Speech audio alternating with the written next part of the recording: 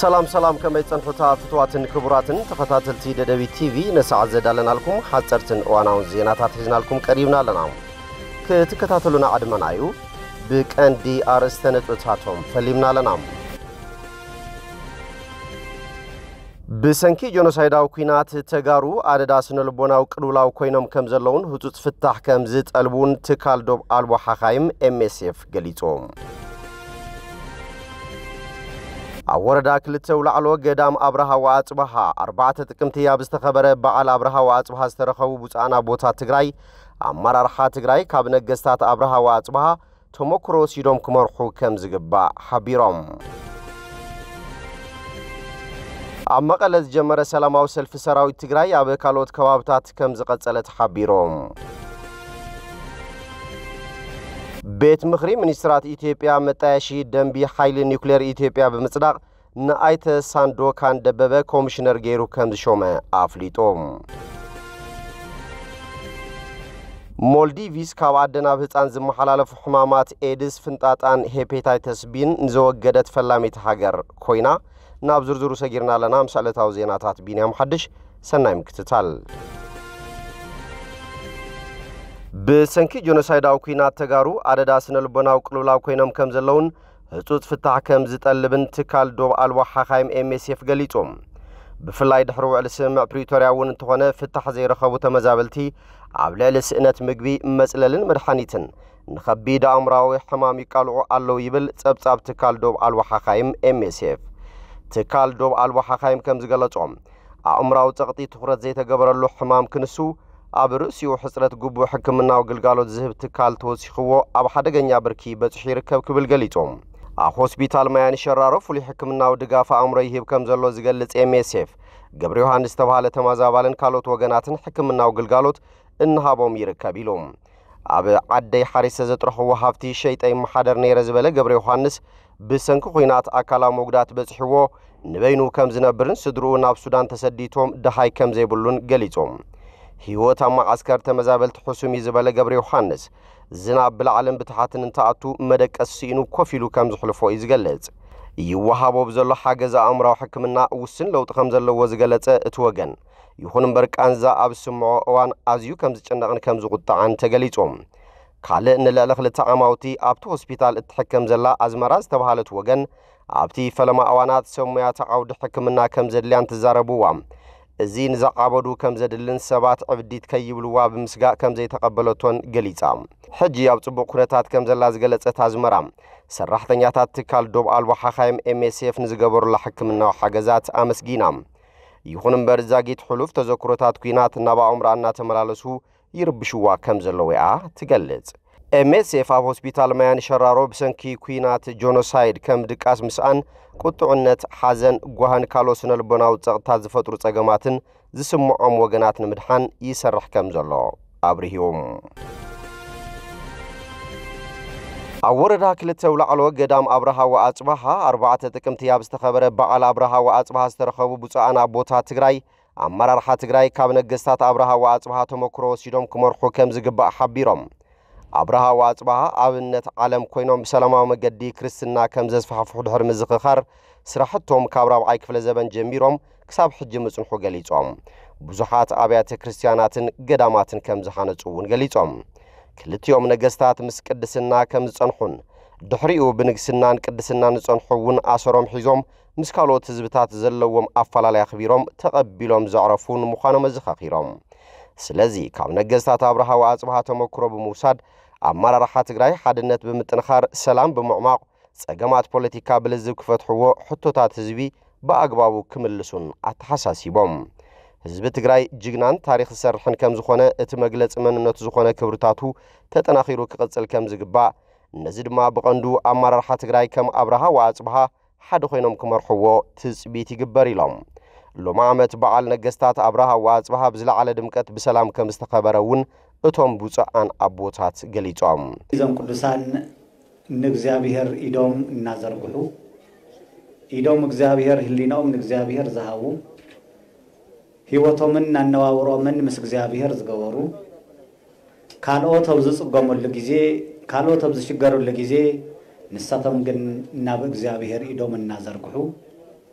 ناب እግዚአብሔር እናጸለዩ ነዛ ምድርን ነዛ ዘለናላን ሰዓት ንነዊሕ ዘመናት ታሪክን ቅርስን እናሰርሑ ተቀደማይ ነገር ምናኒኦም ህይወቶም እቲ ኻልኣይ ድማ ንግስናኦም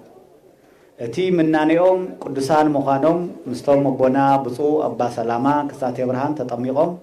እቲ ናይ ቤተ ክርስቲያን ስርዓትን ሕግን ተማሂሮም ኣብ ቤተ ክርስቲያን ዘለዎም ዓብይ ውለታ ነቲ መንፈሳዊ ዝኾነ ክርስትና ሃይማኖት ንክስፋሕፋሕ ንስታቶም ክርስቲያን ስለ ዝኾኑ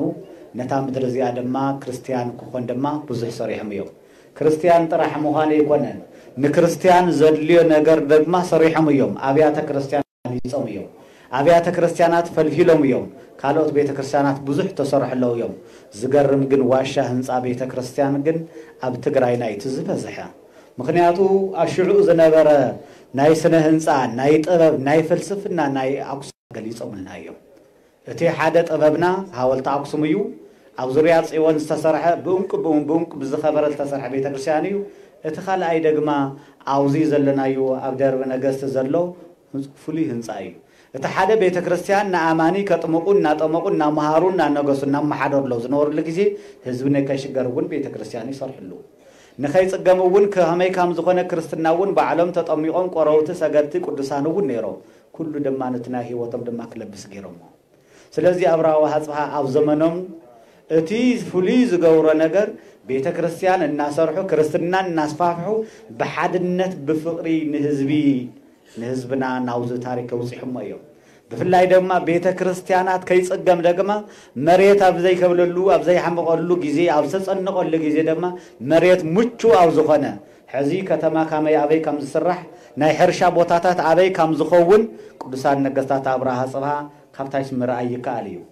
አውዝ ሜዳ ይኮነን ሰሪሖም ኣብ ጸግዒን ህብረተሰብ ሕርሻ ኣብ ዘይኮን ኣብ ጸግዒ ዝኾን ቦታውን ከይሕዝ እዩ እዚ ትናይ ኪነ ጥበብ ናይ ህንጻ ናይ ፍልስፍናውን እዩ ህዝብና ኣብ ዝሓርሰሉ ኣብ ዝሃንጸሉ ኣብ ዝነብረሉ ተይኮነት ፍሊሉ ንጸሎትን ንቅድስናን ፍሊሉ ካብተ ከባቢ እዮም ዝሰርሕ ነይሮም ገወታት ገርዓልታን ካልእቶት ዘለው ገዳማትና ካብቱ ጎቦ ካብቲ ህብረተሰብ ውጽእ ኢሉ ሰው ኣይምርኦ ዝሓመመሉ ኣብ ዝቆሰረሉ ኣብ ተሸገረሉ ናብ እግዚአብሔር ከይዱ ዝረጋግዕሉ ቦታ ይሰርሕ ነይሮም አንሕና ግን ናይ ወለድና ቤተ ክርስቲያን እናገደፍና ጥንታዊ ታሪክ እናገደፍና ርሕቅና ይናበልና ናብ ሰፈርና ናብ ሜዳ እናምጻና ጥንታውያን ገዳማትና ታሪካትና እንገድፈን ኣለና ኢና ምክንያቱ ቅዱሳን ቦታትና ደኺምና ሰልቺና እንተይውሉ ናፍቶም በረከት ክረኽወሎም ንኽእል ቦታ እናኸድዮም ህንጻታት ሰሪሖም ዞም ህንጻ እዚኣቶም ደግማ እቲ ሎም ለይቲ እናርአናዮ ዝሓደርና ነዊሕ ግዜ ዘይተረኣየ معارن صبان تفلق يا تبل زنبر التاريخ لو مدس يولكم بعيننا رئينا يئنا كلكم آتيكم ميديا رئيهم اللو ميديا تقاري تصلب بأبركسيس بخالة ميديا تكاتلويكم معار تحقنيا معار يفل لو ما حفل يقعديرو تحقنيا صبا أيو خافت عمد ورك بيت مقدس وصي حديرو استكبر مسكانا نكزابير هاو فريان نجستات እግዚአብሔር ታሪክ በዘመንና ቀደም ዝንገርን ዝትረኽን ዝነበረ ሎም ግን ኣብ ዘመንና ሪናዮ ሎም ግን ኣብ ዘመንና ሪናዮ ብዝሓለፈ ዳብ ኣብ ዝኾነ ቦታ ኻምሪና ነርና ሎም ግን ተሐቀኛ መዓር ተሐቀኛ ጸባ ተፍስስ መሬት ቅድስት መሬት ከም ዝኾነት ንዛ ነጽይተ መሬት እዚኣ ብፍርሃት ምንቅጥቃ ዘገልግሉላ ዝነበሩ ቅዱሳን ንዛ መሬት እዚኣ እግዚአብሔር ይብና መስተመስግኑ ክብርና እግዚአብሔር አው ስለዚህ ምድርና ቅድስት እያ ምድርና ደማ ኽብርት እያ ምድርና ንኹላትና ብቕዕት እያ ተውቁሉ ሕርሻ ተውቁሉ እኽልውን ሁሉ በረከት እዩ ሕርሻ ሰፋሕት ነይርና ተይኮነስ በረከት ስለዘለው ይዛኽለና በረከት ስለዘለው ወይና ጸጊብና ንሓድር ዘለና ስለዚህ ናይቶም ህሩያን ነገስታት አመንቱ ስለዝኾኑ ንዘርኡውን ዝሰርሑውን ኩሉ ይብርክተሎም እዩ ነይሩ ስለዚህ እንሕናውን ንክብርክተልና ናብ መንገድናውን ክቃንዕልና ብፍላይ ደግማ نزل زرامتون كن حارسو خناتو تخينا سلام يزدلي نخلو سلام دحر زي اللي خينو سلام بدك سبات يدلي سلام نهزاونت يدلي سلام المنسيات يدلي سلام لديتات يدلي سلام نخلو فطرت يدلينا سلام دحر زي اللي موسى متاو يكالن لومي كافتن كاتما وقروس كابزوزي زلو نايت تاكلات بزقبا ناسرح واحد يروم بزقبا بزملكات مهم حنكات زي ولو صبيغ زغنا زريعهم قلنا نحنا بصدت تطرح دنا خنحله بعلنا سلاموين كنخونه ينخلنا ናይ ወለድና ፍቅሪ የብልና እንደና ንምንታይ ኢና ናይ ወለድና ፍቅሪ ንርሰ ንምንታይ ኢና ምብልልዓን ምቅታል ምጭፍላቅ ነምፂና ዘለና ንምንታይ ኢና ምፍልላይ ላውዚ ነገር ዝበጽሕና ዘለና ናይ ቦታትና ፍቅርና በይከደ ኣብ ተማሳል 4 ጥቅምት 2018 ዓመተ ምህረት ክብረ በዓል ነገስት ኢዛና ሳይዛና ንረብሓ ህዝብና ብዝሉ መሪ ሓሳብ ብዝተፈላለዩ ምድላዋትን ትኽበር ካብ ከተማታት መቐለ ዓዲግራትን አዲስ አበባን ዝመጹ ኣመንትን ሓወፅትን ገዳም ኣብርሃ ወአጽብሃ ሃይማኖታውን ባህላውን ክብርታቱ ሓልዩ ካብ ምኽባር ብተወሳኺ ብሰላም ክበዓል ትራፊክ ፖሊስ ጸጥታን ዝገብርዎ ዘሎ ሓልዋን ምክልኻልን ዝናኣድ ከም ዝኾነ ሓቢሮም ኣመንቲ ነቲ በዓል ዝምጥን ጻዕዳ ክዳን ተኸዲኖም ብሰላም ምኽባሮምን ኣብቲ በዓል ዝረአ ሃይማኖታዊ ስነ ስርዓት ሰሓብን መሳጥን ከም ዝኾነ ገሊጾም ብተዛማዲ ጥንታዊ ገዳም ኣብርሃ ወአጽብሃ ሓዊሱ 4 ገዳማት ንምጽጋን ካብ መንግስቲ ጣልያን ሓገዝ ከም ዝተረኸበ ቢሮ ባህልን ቱሪዝምን ትግራይ ገሊጾሎም ሓላፊ ቢሮ ባህልን ቱሪዝምን ትግራይ ዶክተር አጽብሃ ገብረ እግዚአብሔር ኣብ ገዳም ነገስታት ኣብርሃ ወአጽብሃ ተረኺቦም ከም ዝገለጽዎም ጥንታውን ሃይማኖታውን ገዳም ኣብርሃ ወአጽብሃ ሓዊሱ 4 ገዳማት ንምጽጋን ንሓልዋን ክንክንን ተፈጥሮ ህንጸት ማእኸል ሓበሬታ ልምዓት መስሕብ ቱሪዝምን ካልኦት ተዛመድቲ ስራሕትን ምክያድ ካብ መንግስቲ ጣልያን ሓገዝ ተረኺቡ ኢሎም ካብ መንግስቲ ጣልያን ዝተረኸበ 1.7 ሚልዮን ዩሮ ምዃኑ እውን ተዛሪቦም እቶም ዝስርሑ ፕሮጀክታት ንምድሓን ሓድግታት ትግራይ ፈጠራ ዕድል ስራሕ ምዝማን ግልጋሎት ቱሪዝም ንተወዳዳርነት ቱሪዝም ትግራይ ዝለዓለ ትርጉም ዘለዎ ምዃኑ እውን ገሊጾም ኣመሓዳሪ ወረዳ ክልተ ውላዕሎ ኣይተ ኣስመላሽ ገብረስላሴ ብወገኖም ቅድሚ ጆኖሳይዳዊ ኩናት ትግራይ ደብረ ነገስታት ኣብርሃ ወአጽብሃ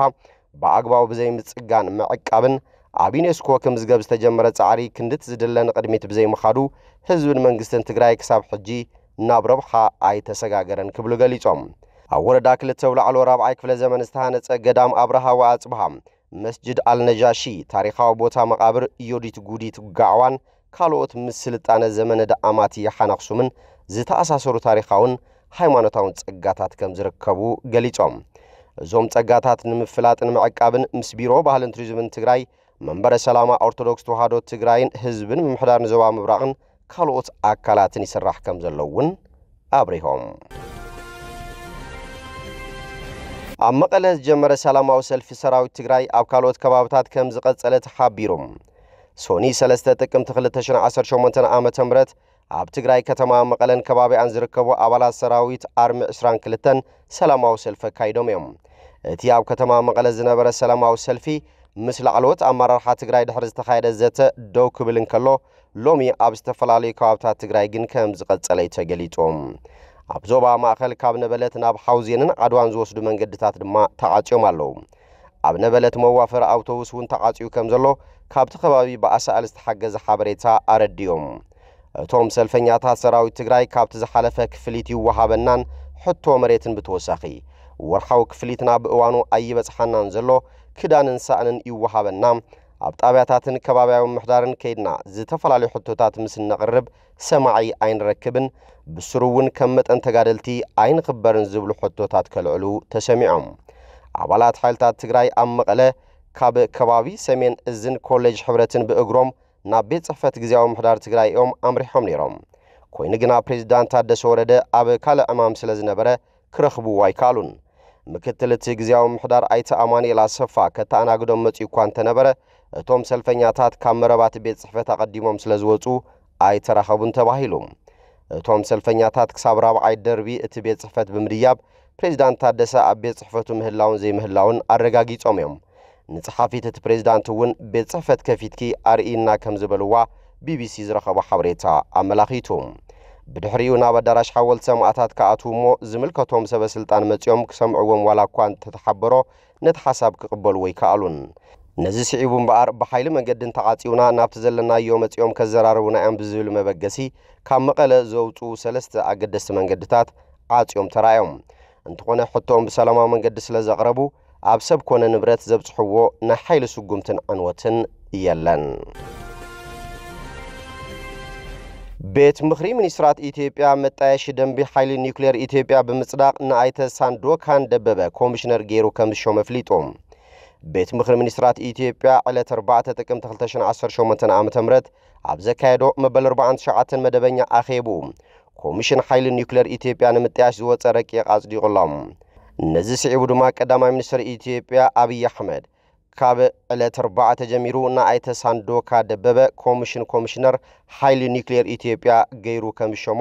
ብጽሕፈት ቀዳማይ ሚኒስትር ኢትዮጵያ ኣፍሊጡሎም እዚ ሓድሽ ረቂቕ ዝተዳለወሉ ምኽንያት ድማ ናይቲ ሃገር ቴክኖሎጂ ኒውክሌር ንሰላማዊ መንገዲ ምስ ዓለም ለኻዊ መምርሕታት ብዝሰማማዕ ኣገባብ ንምምራሕን ንምትሕብባርን ዝዓለመ ምዃኑ ተመላኺቱ ካብዚ ብተወሳኺ እቲ ኮሚሽን ብተበጻሕነት ሓይሊ መብራህቲ ኣብ ልምዓት ኢንዱስትሪ ኣብ ውሕስና ምግቢ ኣብ ኣገልግሎት ጥዕናን ኣብ ሳይንስን ምርምርን ዓውድታትን ዝግበሩ ጻዕርታት ናይ ምምራሕን ምትሕብባርን ሓላፍነት ከም ዘለዎ ተሓቢሮም እዚ ከምዚ ኢሉ እንከሎ ኣብ ዝሓለፈ ወርሒ መስከረም ኢትዮጵያ ምስ ሩስያ ኣብ ዙርያ ህንጸት ፕሮጀክት መፍረይ ሓይሊ ኒውክሌር ስምምዕነት ከም ዝተፈራረሙ ዝዝከር ኮይኑ እዚ ስምምዕነት ኣካል ቀዳማይ ሚኒስትር አብይ አሕመድ ናብ ሞስኮ ኣብ ዝተጓዓዘሉ እዋን ዝተዛትየሎም ነጥብታት ከም ዝኾነ እዩ እናተገለጸ ዝርከብ እዚ ህንጸት ሓይሊ ኒውክሌር ኢትዮጵያ ንክልቲአን ዓበይቲ ክልላት ኢትዮጵያ ማለት እውን ኣብ ኦሮሚያ ምስ ሓይልታት ኦነግ ኣብ ኣምሓራ ድማ ምስ ሓይልታት ፋኖ ዝካየድ ዘሎ ኩናት ሕድሕድ ሓዊሱ ብርክት ዝበሉ ከባቢታት ካብ ቁፅጥር መንግስቲ ኢትዮጵያ ወጻኢ ኣብ ዘለውሉ ከምኡውን ብስምምዕነት ፕሪቶሪያ ጠጠው ዝበለ ኩናት ትግራይ ዛጊት ቀንዲ ነጥብታት ስምምዕነት ተግባራዊ ብዘይምዃኑ ካልእ ዕልባት ዘይረኸበ ኩነታት ኣብ ዘለሉ እዋን ምስቲ ኣብ እዋን ኩናት ትግራይ መጻምርቱ ዝነበረ መንግስቲ ኤርትራ ኣፍ ደገ ባሕሪ ግባኣኒ እዩ ብዝብል መበገሲ ኣብ ከቢድ ናይ ቃላት ወጥሪ ኣብ ዘለሉ እዋን እዩ ነዚ ዘካይድ ዘሎም ሞልዲቪስ ካብ ኣደን ኣብ ህፃን ዝመሓላለፉ ሕማማት ኤድስ ፍንጣጣን ሄፓታይተስ ቢን ዘወገደት ፈላሚት ሃገር ኮይና ውድብ ጥዕና ዓለም ካብ ኣደን ኣብ ህፃን ዝመሓላለፍ ቫይረስ HIV ፍንጣጣን ሄፓታይተስ ቢን ዘወገደት ፈላሚት ሃገር ዓለም ብዝብል ንሃገረ ሞልዲቪስ ኣፍልጦ ሂቦም ዋና ዳይሬክተር ውድብ ጥዕና ዓለም ዶክተር ቴድሮስ ኣድሓኖም እቲ ሃገር ሳላት ወፋይነት መሪሕነት መንግስትን ቀጻልነት ዘለዎ ምውፋራት ሓፍተገነትን ምውጋድ ናይቶም ሰለስተ ቀተልቲ ሕማማት ኩን ከም ዝገበረት ኣረጋጊጾም ኣብ ሃገረ ሞልዲቪስ ኩለንተናዊ ሽፋን ጥዕና ክህሉ ብስፍሓት ከም ዝተሰርሐ ዝገለጸ ውድብ ጥዕና ዓለም ለሊት 95 ሚእታዊት ነፍሰ ጹራት ናይ ቅድመ ወሊድ ክትትል እናገበራ ምጽንሐንን ተማሳሊ ኣሃዝ ዘለዎም ሓናጡ ክትባት ሄፓታይተስ ቢ ምውሳዶምን ኣመላኺቶም ኣብ ደቡባዊ ክፋል ዓለም ኤዥያ ኣብ እትርከብ ሃገረ ሞልዲቪስ ካብ 2022 ክሳብ 2023 ቋጽራ ፈረንጂ ዋላ ሓደ ህፃን ምስ ሕማም HIVን ፍንጣጣን ከም ዘይተወለደ ጸብጻብ ውድብ ጥዕና ዓለም ኣረጋጊጾም ኣብ 2023 ትምህርቲ ኣብ ዝጀመሩ ተምሃሮ ሕማም ሄፓታይተስ ቢ ዘለዎ ከም ዘይተረኸበውን ብዝተገበረ ዳህሳስ ጥዕና ምርጋጽ ከም ዝተኻኣለ ውድብ ጥዕና ዓለም ኣፍሊጡሎም እምባር ከስፍትዋትን ክቡራትን ተኸታተልቲ ደደቢት ቲቪ ነሰዓት ዘዳለናልኩም ዜናታት ነዚኦም ይመስሉ ስለ ትምክትታልኩም ኣመስጊና بخالوت ساوند راخبه سسناينا عقوم